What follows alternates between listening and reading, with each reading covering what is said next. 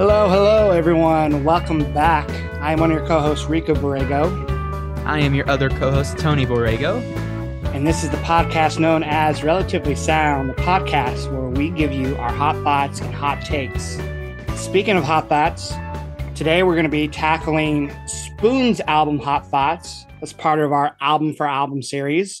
This is the album that I recommended to Tony for this month. Spoon is a rock band from Austin, Texas, and Hot Thoughts is their ninth studio album. Briefly give you my Spoon background. I really got into them over the last couple of years. My girlfriend Lindsay knew a couple of their songs. I listened to them, liked them, went through their whole discography, loved it. Probably, maybe even in my top 10 bands of all time. Like, that's how much I've really gotten into them. Saw them twice for the first time earlier this year live. They were fantastic. And I recommended them to Tony because he's listened to a couple of their songs that I recommended to him and he enjoyed them. And then when we came up for the idea for this podcast and the series, I was like, well, I'm going to give you a Spoon album. And I, gave you Hot Thoughts because it's a, album that is very different for Spoon. It's a little bit more experimental. I think it's going to kind of challenge, the way you listen to music because of like its genre and its production. And I just was very interested in what you would think of it. So, I want to hear your thoughts. What did you think of it? Well, first off, into a little fact of my origin story. This band's from Austin, Texas, I guess. I'm named after San Antonio, Texas. So, in theory, I feel like I should have some sort of connection with this band. For this album, so you're saying that Spoon's in your top 10 bands. From this album alone, I'm a little bit shocked. It doesn't quite seem like something that you'd be into, at least to that degree.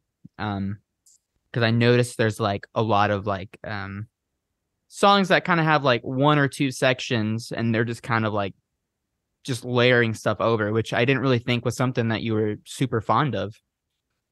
Well, I will say this. I wouldn't say this is the particular album that got me into them. It was kind of like a group of songs from different albums that made me really love them.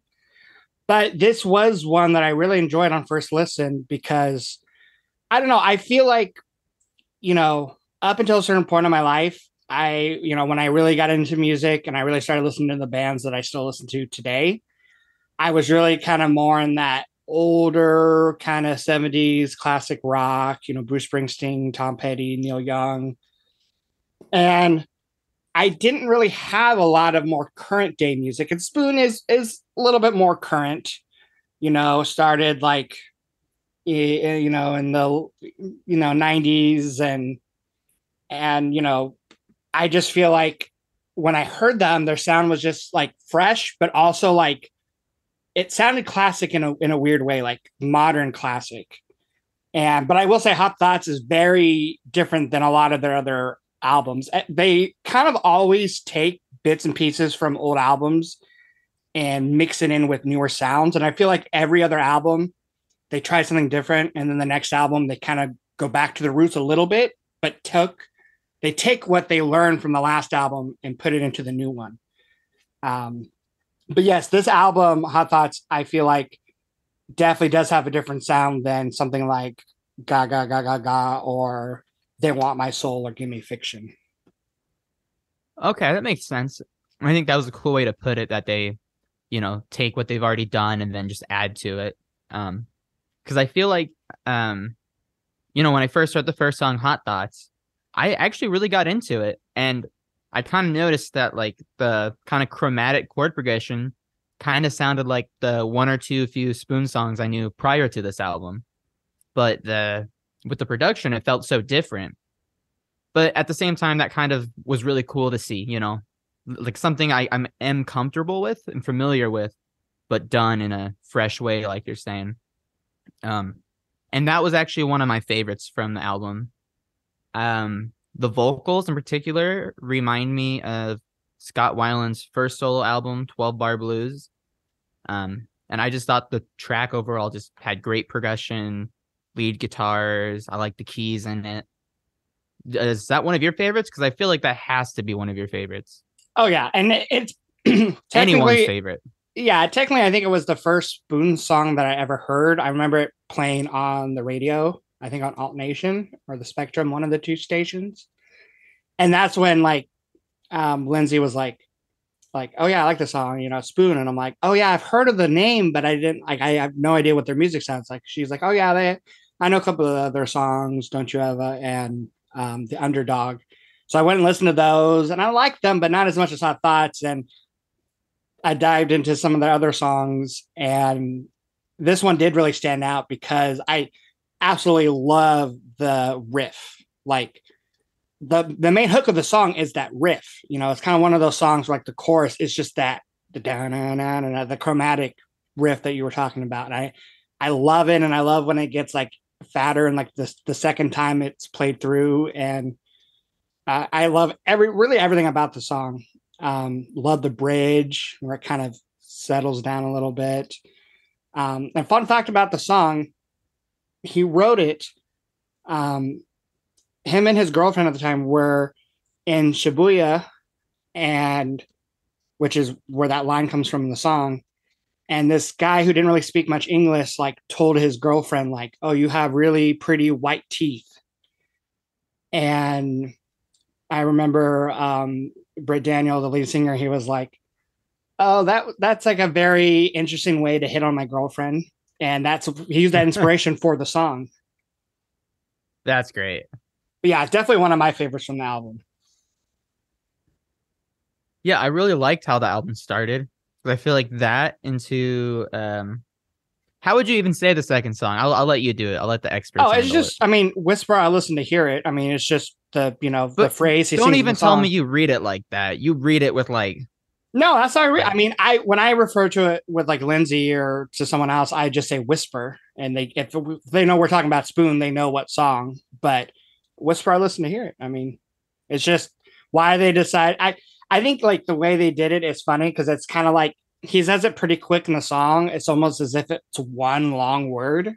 So I kind of, at first though, I could never remember the name of the song because I was just like, I don't know, the word jumbled was just too much for my little brain. right. But fortunately though, the song I really liked actually. Um Now it felt a little less dynamic than maybe Hot Thoughts, but I thought it just had a really nice drive to it. Um it's all about the energy on that and I guess what's like the keyboard sounds and like synths. They just sound really fat and they just fill out the mix so good. I would also say I don't see how this could not be a favorite, for anyone that listens to this album. Well, so I'll just say now, this Ugh. is my favorite from the album, Oh, and probably I say it's my second favorite Spoon song of all time, and it is oh, Lindsay's favorite Spoon song of all time. We both absolutely love it. It is just, I mean, I could probably talk about the song for the whole podcast, but I would disagree. I think it is just as dynamic as Hot Thoughts. I think the only reason you might think it's more dynamic, and you can tell me if I'm wrong, but Hot Thoughts like kind of have moments where it like builds and the production kind of they keep adding things onto it, and then the bridge kind of tones it down. Where Whisper starts off with just like the keyboard and it's very sparse and atmospheric, and then like all of a sudden the change up, the drums and the bass comes in. After that, it does kind of stay that way for the rest of the song, but it still has other parts that comes in. I love the percussion on the song, fantastic. I don't know if you caught the moments where it's just like a little tambo action for like a couple measures, and then he hits like the hi hat a couple times. Like, oh, fantastic. I love the guitar tones on it. Like you said, the bass just really fills out the sound. Um, it's just like well, a ride of a song. maybe dynamic was not the word I was looking for because it is really dynamic. In fact, pretty much every song on this album is very dynamic. Um, but something that I noticed about the song that actually kind of made me see the album differently is so that part, like, what, maybe like a minute or so in, where like the drums enter and it kind of like switches. You really hear that like wavering synth thing. Yeah. That moment really reminds me of Viva La Vida. I can't remember what song it is, but there's a part where it's like feels like a tempo change kind of. And I know you really like Viva La Vida as an album, and I could kind of see this song being like a rock version of Maybe something you're off of thinking of there. 42? Because 42 is Yes, I'm that's the pretty one sure that that's the begins one. with just piano. And then yeah, there's like a little keyboard Hmm. part, and then the drums kick in, and then the bass guitar, and it has like a kind of Beatles like little riff going on. I could see that. Yeah, it is similar in that sense. Um, I also Yeah. I guess I'll ask you this now. Um, with Yes, I Spoon, did notice the song is 4 minutes and 20 seconds long. no, that's not what I was going to say. I don't think I've ever noticed that, but So is the next song too. they're both the same length. Yeah, that blew my Oh, mind. um, see, Whisper doesn't even seem that long to me because of just how like I don't know, like it goes by so quick. I think because of just how great it is, but The intensity. um, I will say with Spoon, they're not a band that I dig too much into the lyrics because although I think each song has a particular meaning, I think sometimes it can be vague or sometimes it can be pretty straightforward. So I don't think we're going to be talking about lyrics so much in this episode as much as we did with the Phoebe Bridgers episode or the Tragically Hip one. But I do think there's a couple great lines in Whisper. My favorite being, "You're a lost letter needs delivery. Someday you'll be where you should go." Love that line. You could have been an acrobat, I think, is a really kind of unique line. And Yeah, I really um, did like that the kind of creepy line where he says, part. "Candyman drives a fast car. He can be there anytime." Um, but yeah, it was one thing I This was was definitely curious. the song. This was the one with the most standout lyrics, in my opinion. Because I agree. If anything, instead of listening to the lyrics, I was listening more to the really cool, like his vocal chain, his like the distortion they used on it. It's such an iconic sound. Like a close thing I can think about is the Reptilla by the Strokes has like a really cool, like like the crackling vocal sound, but this one I think is really well done. Well, that's funny you mentioned that because I remember because when I got into the album Hot Thoughts, um, I played it some to Lindsay, and when especially for this song Whisper, during that guitar part, like after the drums come in and the bass, and there's that little just guitar little line, you know, she was like, "Oh, that reminds me a lot of the Strokes. I'm surprised you like it because." To our listeners, the Strokes are not one of the bands I like. Um, and that's why she was surprised that I like this song. And I mostly just don't like the Strokes because I do not like the frontman. I do not like his vocals. But musically, I don't know. I haven't listened to enough Strokes to say if I dislike the music side of it. But so yeah, I think that's a really fair comparison. Um, give me another song where like you felt like the music really impressed you. Let me see here. Um, well, okay, I'll say this. There My favorite moment, like my favorite section of music on the album isn't what I would say is like one of the more impressive moments, but I really love the verse to Tear It Down. It hits and it's just instant Oh feels. wow. Okay, so going into this, giving you this album, I kind of thought that was going to be one of your least favorites. Oh no, So no. I'm shocked it's one of your favorites because you let me know what you think. I think Tear It Down. I love the song. There's only one song on this album that I don't like. We'll get to it here pretty soon, but Tear It Down is the one I think that stands out the most on the album because it's missing that very electronic, kind of more sleek, like produced sound. It kind of, I wouldn't say it sounds like a classic Spoon song because it is a little bit more poppier. Like it's not as rock as some of their like, other albums and songs, but I just don't think it's the one that doesn't sonically fit the album. I still love the song, but it sonically doesn't fit it. But so what about it did you like? You said the verse itself?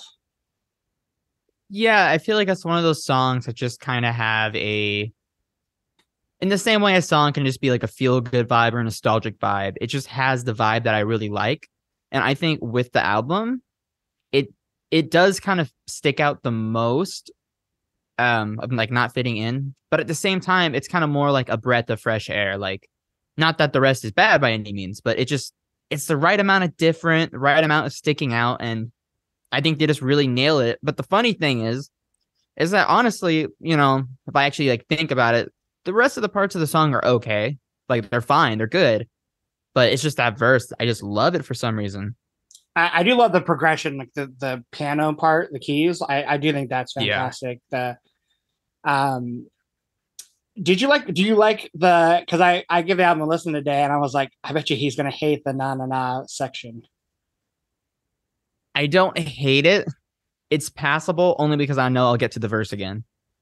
Yeah, because there is that third verse right after it. And I will say lyrically, this is one I wanted to talk about briefly because um he mentioned when the album came out, he mentioned the chorus, because let them build a wall around us. I don't care. I'm going to tear down. He said that, Bricks and ill intentions and yeah, stuff. he was like, people are going to interpret it as like a political lyric because remember this album came out, 2017, so what was going on around that time. Mm. And he said the song was not meant to be. He still left in those lyrics because he liked them. I know he said he actually co-wrote like the melodies, I think, of some of the music with another artist that goes by the name LP. She's like a singer Hmm. songwriter, and I think, wrote the melody to the chorus and then put in some filler words, and then he turned it into the actual words. But yeah, it's not actually really supposed to be political. And he even mentioned like they have some other political songs like "Don't Make Me a Target." But yeah, he said that this one wasn't really supposed to be that. So I just want to throw that out there because I did find that interesting. Yeah, I Oh, didn't know that, but I did like the lyrics more on that one because I feel like it was vague, but it was a little more specific vague, if that makes sense. so okay, so that's interesting because that was not a song I was expecting you to like. A song that I was expecting you to like. Now I'm curious if it's one you liked or not. There's a couple Um, other standout tracks for me, so let's see if you can guess them. well, I thought you were gonna like. Do I have to talk you into it? Ding, ding, ding! I do really Yeah. like that one. Okay. Yeah. And I what song does figured. it sound like to you? Well, okay. I can't really answer that because um, I just know from reading online that it's actually the same progression to one of their other songs called "The Beast and Dragon Adored," which is the opening track to their album "Give Me Fiction." It's just sped up a little Oh, bit. So, but I don't know what song you're referring to. What song do you think it sounds like? to me, it really reminds me of "Closer" by Nine Inch Nails. So, Nine Inch Nails is not a band I'm super familiar with. Um, But you know that one, right? That's like their biggest one. mm, I probably know it. I can't think of what it sounds like right now. The only like song of theirs that there's two that I can like always hear in my head, which is "Hurt" and "The Hand That Feeds." But um, I don't know that one. But I think I do. Is that the Animal one? Yeah, yeah. Yeah, okay. But I'd have to listen to it again to like make the comparison. Isn't that like a Because it's kind of a especially the darker song keyboard though? sound. It is, but the keyboard sound that they introduced in the chorus of sorry, can I talk you into it? Do I That do I have to talk into or it? do I have to talk you into it? I didn't even know he was saying what he was saying for a while until I actually looked at the song title. But but yeah, it's like the keyboard sound that comes in like the chorus. It really reminds me of that. Kind of like a lot of the songs on this album have kind of like a real like dance sort of vibe beat. Well, So I yeah, think for that sure. mixed with like the kind of the moody chords is really cool. But what I thought was the coolest part is that it really contrasted because they threw in like a real blues sort of turnaround progression, which at first I was kind of like, that's kind of lame, but it actually really grew on me within like the context of the song What's and what section texture. are you talking about? Like the where they do like the da na na that little like transitional part? Okay, because it's like the end of the chorus, and then they sort of do like a blues shuffle on the guitar, like na na na na na na na.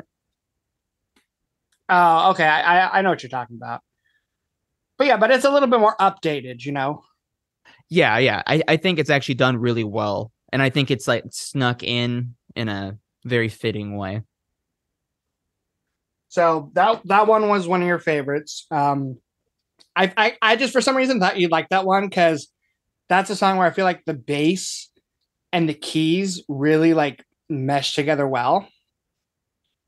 Yeah. And it does kind of have it's got the dancey vibe, but like a darker than like Hot Thoughts, the song.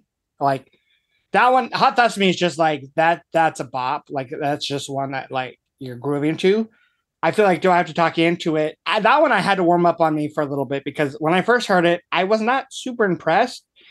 I think mostly I was taken back by the title because again, this album came out a little before the Me Too movement, and that title, do I have to talk you into it? I was like, I don't love that title.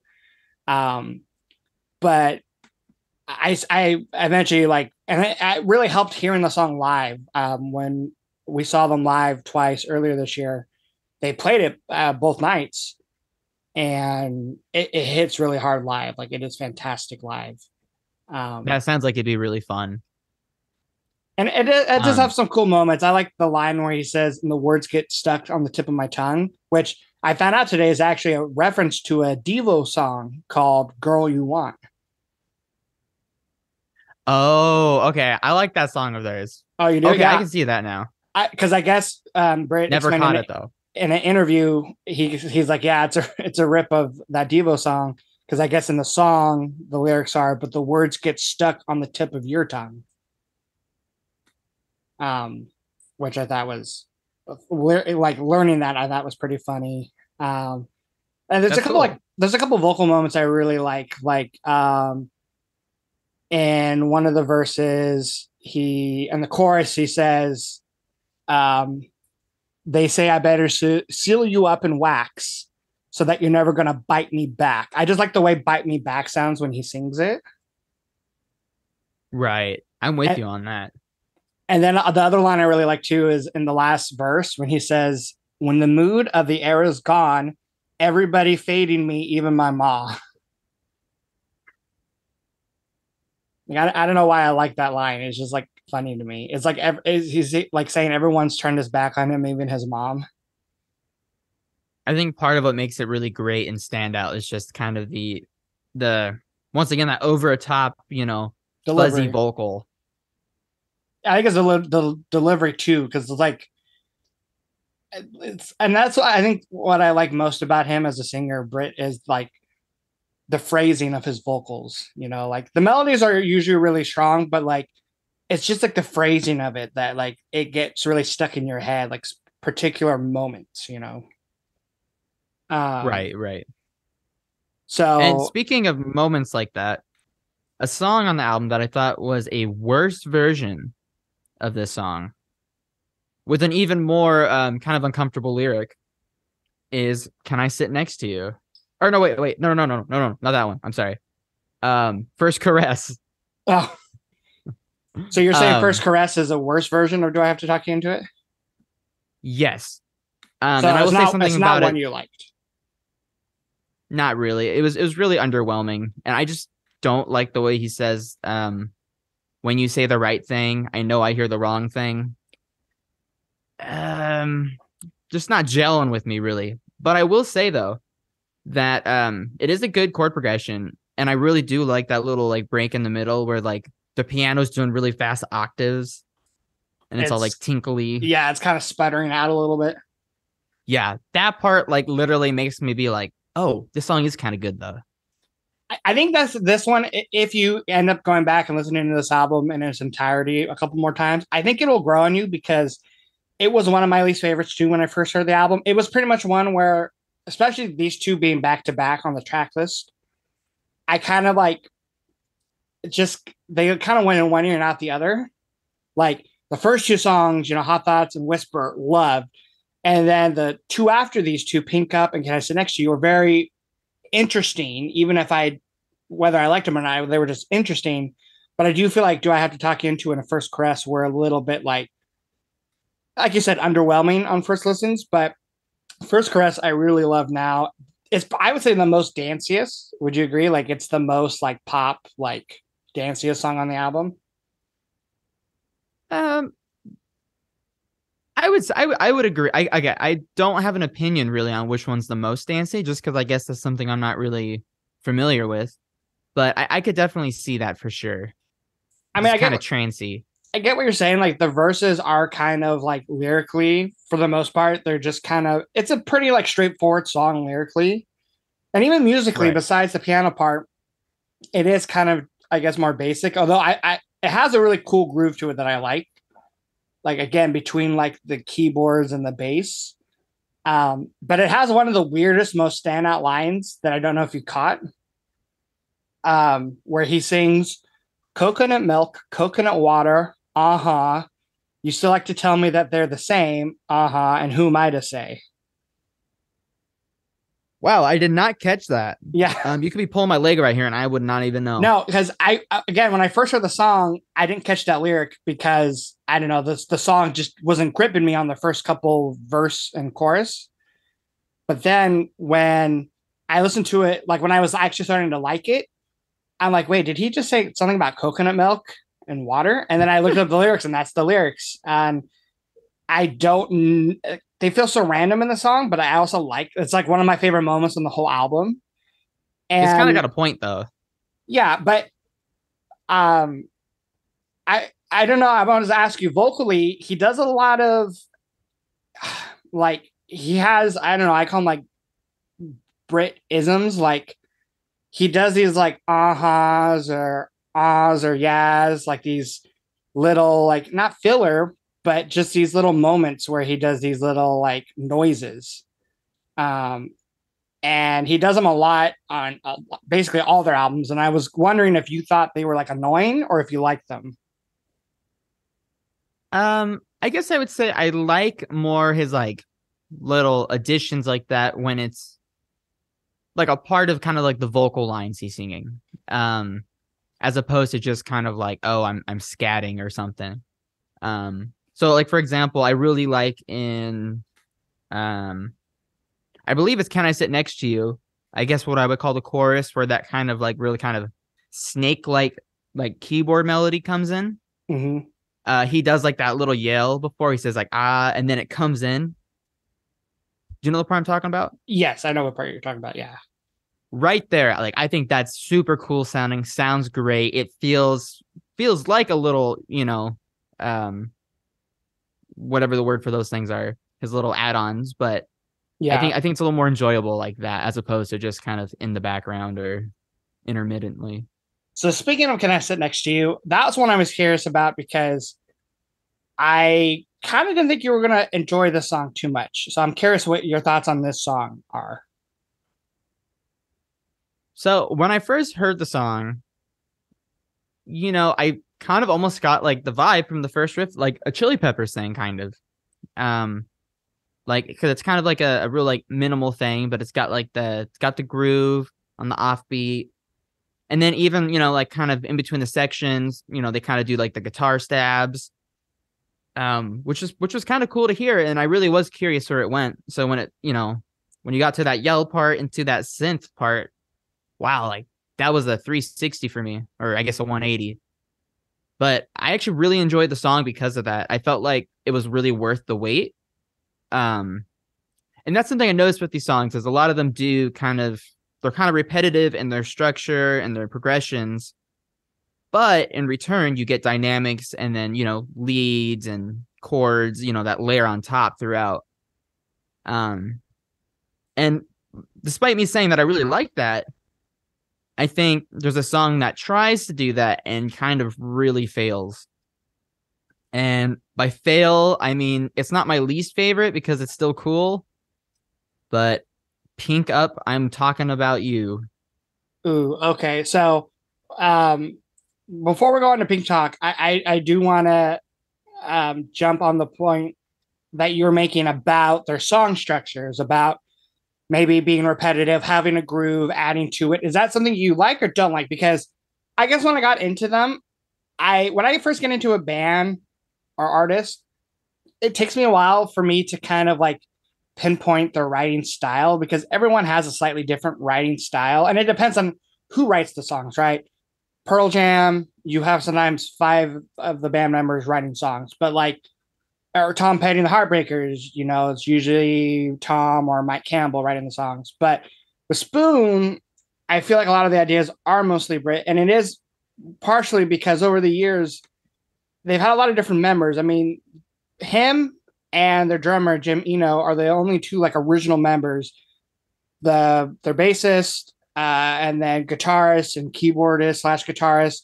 They've changed almost like every album, every other album, especially over the last two or three albums. And I don't know like where this writing style comes from, but it is like you said, like kind of a groove and riff, and the usual will have two parts, but there isn't a ton of changes. There's not a ton of bridges, and I'm just I like that because I always feel like there's so much like production that goes on or cool little moments within those parts that elevate the song. But I don't know if that's something you generally like or not. Well, I guess I would say in general, I do like.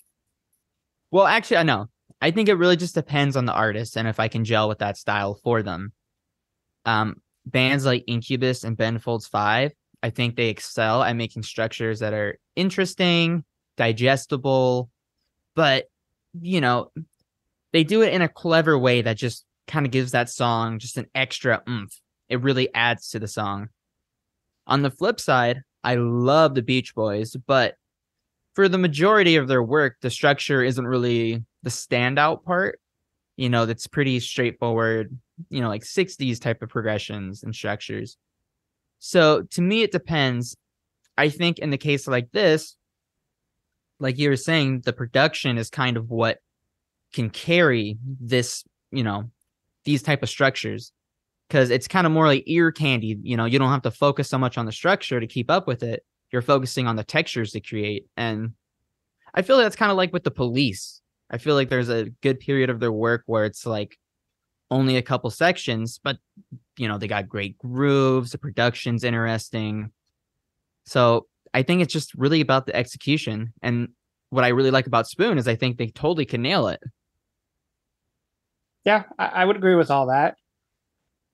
So going back to Pink Up, you basically said like, okay, you said you liked Can I Sit Next to You, but then you did not like Pink Up because it's too much of the same going on. What about Pink Up did you not like?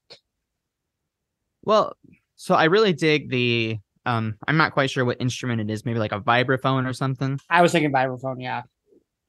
I really dig that, and that also reminds me of Scott Weiland's 12 Bar Blues album because they had a lot of instruments like that. But the whole song is just the build, and it's really slow.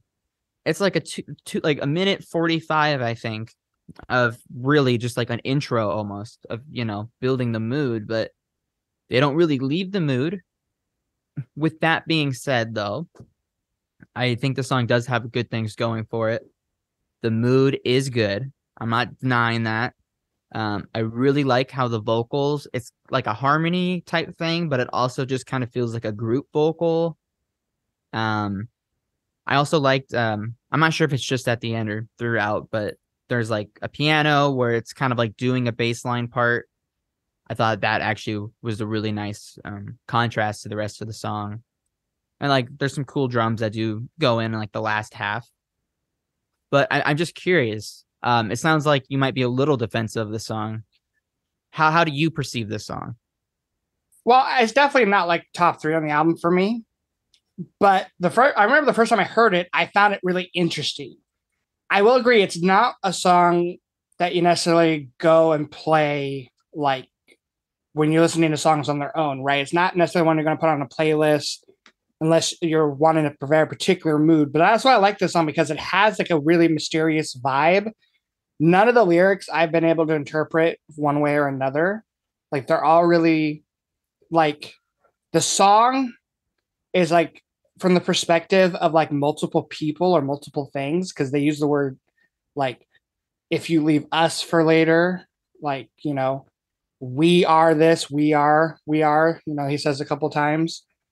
And I have like no idea what the lyrics are about, but I kind of like that because the music is very like again atmospheric and moody and um I do think there's parts that change. There's parts where like the drums drop out and it's just like the keyboards and the vocals. But I do get what you're saying. Like it is the longest song on the album, I think. I, Yes, it's the I longest believe that. song. And maybe if it was a little shorter, I think maybe you would like it a little better, or at least like not have as many problems with it.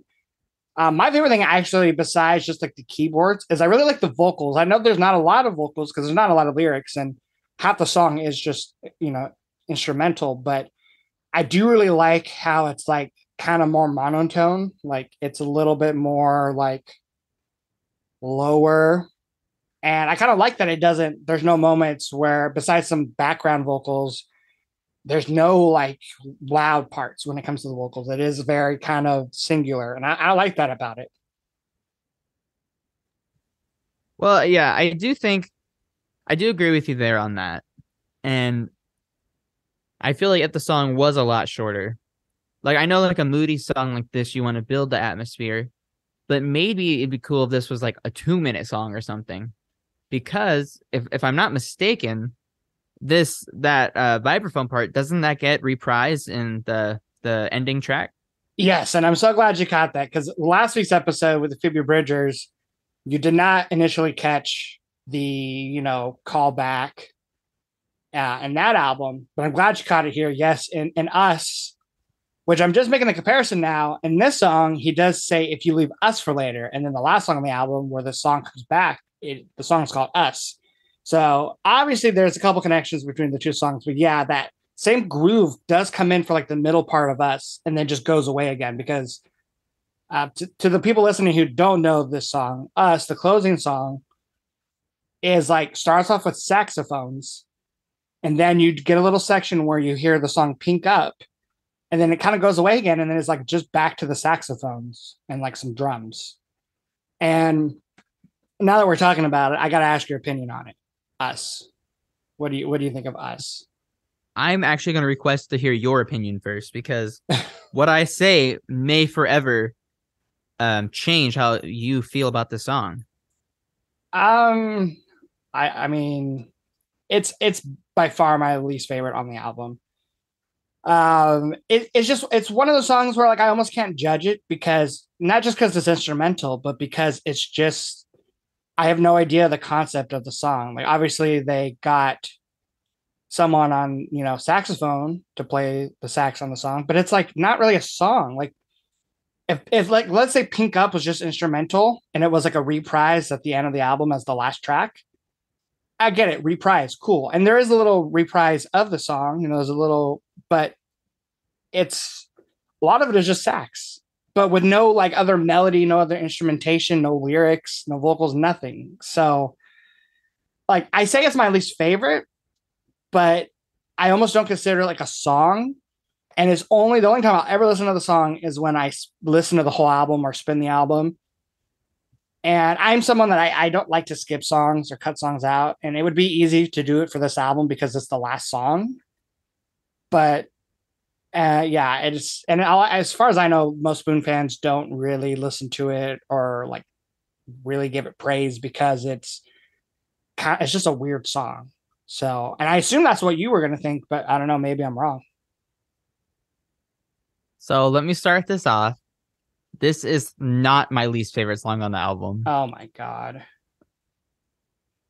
I totally agree. It's hard to judge this song as an actual song that, you can group with the rest of the album. But I actually do really like it. I think it's a great texture and there's sort of like movements in it. For example, just where it starts off with the sax and then when they actually do the reprise. And part of why I really like it and why it doesn't sound super foreign to me, it reminds me actually of a record I bought a few weeks ago, the Residents album Not Available. Okay. And I kind of thought, I'm like, if you like this song, it's because you listen to some out there music like The Residents. Yes, it's actually very similar. One of the main melodies you hear, not in the sax, I don't think, but I think it's in one of the keyboard melodies they do in the song is very similar to that Residence album. Even sort of like how the drums lay over top the rest of the music because, the drums are more textural than actually keep in time. I get it. It's not the same type of song as all the other ones, but nonetheless, though, I actually really enjoyed it. And I thought it was a cool way to end the album. I wish there was a little more maybe connection to the rest of the album. Well, but so let me give you really quick a look into the future. And by future, I mean to look into this year, 2022. They released this year their latest album called Lucifer on the Sofa, right? And the last song on Lucifer on the Sofa is the title track. And that song has saxophone in it. But in my opinion, it's like they thought of the song Us, the closing track on Hot Thoughts, and we're like, okay, we like the saxophone, but how can we put it into like a real song? And they wrote this fantastic song, my third favorite Spoon song of all time, perfect closing song. And it begins with sax, and the sax definitely are like way more like straightforward in that song. Like definitely they're not going all over the place. They're not playing some jazzy, abstract music. Like it's like a saxophone line that kind of comes in and out throughout the song. And I literally think they like took the song Us and even a little bit of the keys for Pink Up and like, let's turn this into like a actual great song. So if I do recommend you Lucifer on the Sofa, or if you listen to it on your own time, when you listen to that title track, the closing track of that album, think about Us and think about how they kind of took that idea and made it better. Because Us to me is just too much of that jazz abstract. I mean, it reminds me of the quote from The Office where Angela is like, jazz is stupid, just play the right notes. Because that's literally kind of sometimes what I think of this abstract form of jazz. But so you said it's not your least favorite. So now I got to know, what is your least favorite if it's not Us? Well, okay. Do you want to take a guess? It's not one we've talked about yet? No. So you only have a couple choices. Yeah, I only have two. And I'm going to say I Ain't the One. Wrong. I really do not like Shotgun. Wow. Okay, so this is shocking on multiple levels. One, it's a little shocking because both me and both Lindsay and I thought it was actually going to be one of your favorites. But it's also not shocking in the sense that a lot of people also, I remember reading some reviews for this album by like fans, like on Reddit. A lot of people did not really care for Shotgun. And I guess I mean, you're going to tell me why you don't, but I have a guess, and it's I think the same reason a lot of people didn't like it. Why is that your least favorite? If I were to give a kind of a generalized answer, I guess I would just say at the end of the day, it just kind of feels like a filler song that's kind of annoying. That being said, there's things I do appreciate about it. I like that they're doing like a gallop rhythm for the riff. Because I don't think any other part of the album has that as the main rhythm. Well, not a lot of songs have a gallop riff unless you listen to like Primus. Hey, Iron Maiden. But it just felt kind of predictable, cliche. Like I didn't think there was anything super engaging. And I don't know, the lyrics don't do nothing for me. And no, but it has one great line that you probably missed. Near the end, like the last verse, he sings, "You and me dreaming about full medical and dental," which I'm assuming is like insurance. Oh, yes. As you get older, like that line actually hits way harder. Like, yeah, your days, where you when you can get full medical and dental, like it's like great. I 100% do like that part of the song, but that's a win. But so I totally get what you're saying, because that was a lot of people's, their gripes about the song too, was that it was a little predictable. They said it was like a spoon by the numbers. Like it was like they could have wrote their song in their sleep. And I agree to some extent, but I still think it fits the album because it does have those keyboard sounds that are kind of panned to like the left that happen during the verses that I think are really cool and interesting. And then it has the kind of a moment in like the bridge where it gets kind of quiet and there's more like keyboards, and then there's the actual bridge where he's singing "Another Year Comes," which I think is cool. It's one that had to grow on me though. Like I think first listen, I was like, yeah, enjoyable song. I liked it more than like First Caress, but I also was like not as impressive as like Whisper or Hot Thoughts or even, Tear It Down. So I agree with you in that sense, but I'm shocked that it's like your actual least favorite because my least favorite, other than Us, because that is my actual least favorite, my least favorite is actually I Ain't the One. Really? Okay. So, I mean, before I say why I don't necessarily love it, what do you think of it? Well, it's definitely in the bottom half of my list. I don't know if I would say bottom three. I haven't really, dialed it that close yet. But I like the idea of it. I think it is an interesting progression, and I think the way they structured out the progression, kind of like, like the way I say it like that is because it's like a song structure, but it's kind of hard to say, oh, that's a verse, that's a pre-chorus. It's like a big collection of chords. So I think that's actually pretty clever how it was done. And I like the harmonies in the song. And almost at first, I was almost kind of getting I'm the Walrus vibes with kind of the way the chords were done. But then it's cool because they like threw in like the whole like traditional jazz progression. But the reason the song's not my absolute favorite is I feel like the vocals are a little too dirty a little too dirty than what fits the song. And the instrumental break in the middle of the song does not rock out hard enough. I think what the song needed was a super energetic break, something different, something that's kind of a curveball. But it didn't do that. It just kind of went back to like the main theme and then went back to the rest of the song. So, Well, I will say that um, when they played this live, I didn't see it live because when I saw them this year, by the way, they only played Do I Have to Talk You Into It? They didn't even play Hot Thoughts, which was like the lead single from this album, which I found surprising. A lot of bands tend to do that though. When they're touring their newest album, they'll drop a lot of songs from the last album because they played them so much during that tour that on this new tour, they either want to just do the new songs or like older songs. So, but I've seen live videos of I Ain't the One on YouTube. And one of my gripes about the songs is like when the drums come in, they're so weak sounding because I want to say they're electronic drums, but live it's a mix I think of electronic drums and real drums, and they hit so much harder, and I think it gives the song way more life. So I will say the live version of I Ain't the One is much better. I would definitely check it out on YouTube. That said, it's a ballad, which I don't mind. And I do think this album needed like a full on ballad because Pink Up isn't really a ballad. It's like a mystery song.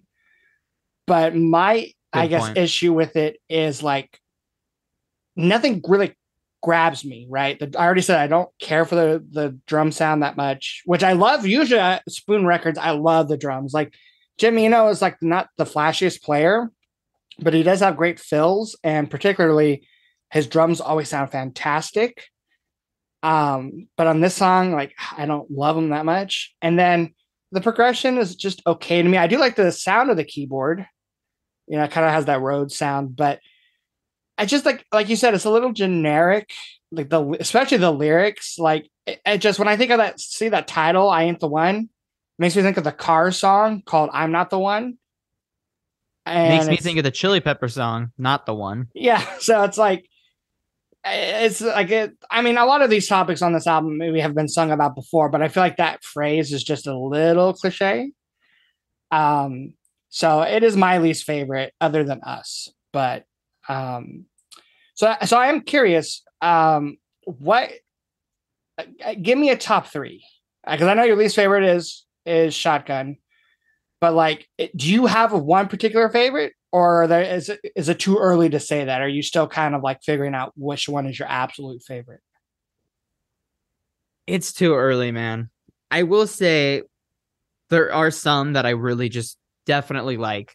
Um, I think overall, like my top three favorites, not in order, would be Hot Thoughts, Whisper, I'll listen to it, and um, Do I Have to Talk You Into It? I know I said that my favorite moment is probably the verse of Tear It Down, but overall as a song, I think those three are the ones that I can just get most into, and I don't know, I feel like I won't really get tired of so fast. Um, So do you think it's front loaded in the album? I would say so. It kind of sucks because I still feel like they do introduce variety. Like there's more variety in the second half, I would say. So it kind of sucks a little bit that the first half is just, kind of like, here's the sound, this is awesome, and then the rest is just trying to find its footing, I would almost say. That's why I like a song like Shotgun, because I think Shotgun sounds more like Do I Have to Talk You Into It, First Caress, and Hot Thoughts than Tear It Down or Us. Yeah, it is like the revival of like the rock song. And Shotgun I feel bad for not liking because I think there's a lot of albums where I really do like where, you know, the second to last or third to last song is kind of a straightforward rocker, something short, lighthearted. Like I do like that because it's just a nice bit of energy thrown in the album. But I just feel like the last half doesn't have as many strong songs. And then, Shotgun just feels very filler to me and underbaked. Well, do you know who you have to blame for the album sequencing? Who? Janet Weiss. Whoa, whoa, whoa, whoa. What? Yeah, and I don't know I only found this out like 10 minutes ago when I was on Wikipedia. So I mean maybe it's incorrect, or there probably is more of a background story to it. But I was literally looking at the credits, and yeah, in production it says Janet Weiss song sequencing. Unfortunately I do not know the connection. For those who don't know, Janet Weiss was the drummer for Sleater-Kinney, a band that Tony and I both, I think like them more than I do. I don't know all their albums. I do like some of their albums. No City to Love is my favorite out of the ones I've heard. The Woods is a really good album. I do like Dig Me Out too, but yeah, those three are the main ones I know. I've been meaning to take some deeper dives. Yeah, and it is unfortunate she left the band because I have heard some of some songs from the other two albums, their most recent ones, and they just don't hit as hard. But yeah, I do not know their connection with Spoon, but yeah, she apparently did the song sequencing. I literally did not know that till like 10 minutes ago. That's a little bit depressing. I get no, the album sequence is not that bad. Come on, like I do think it is a little front loaded, and like you said, I do think the second half is more variety over like cohesion. But like I said, if Tear It Down had a little bit more of that same style as the rest of the album, and I will say this, they had a song that I believe they wrote during the same sessions called No Bullet Spent. And I should have told you about it earlier, but I didn't want you to listen to it and take that into consideration because it is not part of the album. But they put that song because they had a greatest hits album called Everything Hits at Once after Hot Thoughts came out, and had songs from their other albums up to Hot Thoughts. And then, as with all greatest hits album, they had to put on a new song. So they put on this new song they had wrote, I believe, during the Hot Thoughts sessions called No Bullet Spent. And it's a great song, and it definitely has more of that Hot Thoughts vibe to it. So in my eyes, I was always thinking that it'd be cool if they had taken out either I Ain't the One, just because it's not my favorite, or Tear It Down, even though I love the song.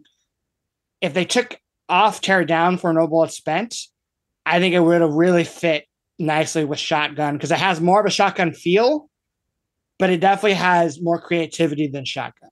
Like it is definitely check it out later because I am curious about your thoughts on it. But yeah, I think the album could have been even, and I love the album, but I think it could have been even better if they would have put on No Bullet Spent and maybe replaced it with another song. You know, they could have just added Uh, it on too, but I like that the album's short, and a lot of Spoon albums are short. You usually are in that 10 song range because I think Britt Daniels just really likes an album to be tight instead of a lot of flab to it. that's fair, and I will definitely check out that song because I'd be curious too to imagine it. If it was actually in the album. I think the more I hear you talk about the track listing, I think kind of the big downfall for me is pretty much First Caress to I Ain't the One. Because like I said, the first three songs are my favorite by far. And then I feel like First Caress is just kind of a weaker version of like the first half. And then Pink Up, like 5 minutes of moodiness. And then Can I Sit Next to You, which is cool. It's kind of like a Do I Have to Talk You into it. But then you go straight back down to I Ain't the One. And maybe that's why the verse of Tear It Down I love so much, is because it's such a break from the moodiness that's just been plaguing the middle of the album. And then by the time we get out of that little slump, that's when we're hit with Shotgun, which I'm just like, okay, I went through this slump for kind of like a filler song. And then I kind of like Us because I'm just like, okay, you know what? This is just cool to listen to. Yeah, and I get that. And to any Spoon fan listening to this, who are like, why did you give him Hot Thoughts for his first full Spoon album? Why not give him Ga Ga Ga Ga Ga or Gimme Fiction? It's mostly because, again, one, he already knows some songs from both albums. And I know you would already like those albums. It would be kind of like a fully completely scenario where you listen to it, you like it a lot. It's not mind blowing to you because it's just like solid rock music. Or I wanted to give you an album that is a little bit more left field, not only for the band but for the music you listen to, because I know this little poppier, dancier rock is not necessarily in your element as much. And for a while, it wasn't in my element too. But I listen to a lot of bands now, that Lindsay's introduced me to that have more of that kind of vibe to it, and it is a nice, I think, breath of fresh air after listening to a lot of like classic rock. And I think down the road, I will give you another Spoon album that is maybe more classic, but that's why I wanted to pick this album in particular. So, but yeah, any closing thoughts for Hot Thoughts? I just like to say that I do actually like the album though. Um, and I definitely, the more listens I gave it, the more I did like it, and I felt that I kind of understood the album more. Because I don't really know many albums like this. This is a new thing to me. Um, and yeah, last thing is this: I'm definitely looking forward to hear more Spoon music. Because these guys are pretty cool. Well, sweet. Like I said, listen to No Bullet Spent, and then personally, I think you should listen to Transference next because I think that's right up your alley production wise. But hold off on their other albums because I think we will revisit them down the road for another album for album episode. But yeah, I think that'll wrap up this episode. Stay tuned for next week. We are going to be listening to Tony's suggestion. I will be giving you my thoughts on Elliott Smith's From a Basement on a Hill. And that should close up the album for this month. And then we have another kind of fun episode planned for after that. We won't give away yet. But yeah, give us your thoughts if you've listened to Hot Thoughts or it's an album you've already loved. Let us know what you think of it. And until then, take care.